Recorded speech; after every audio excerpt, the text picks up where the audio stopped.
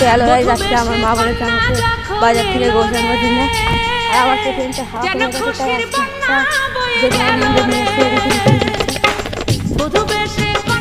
তো বাজার থেকে গোশ আনি। তোমরা ভিডিওটা দেখতে থাকো।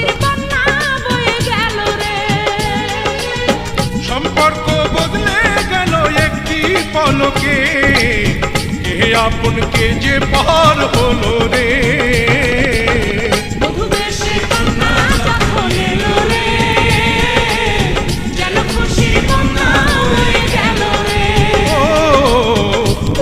সে কন্যা যখন এলো রে, যেন খুশির বন্যা বয়ে গেল রে।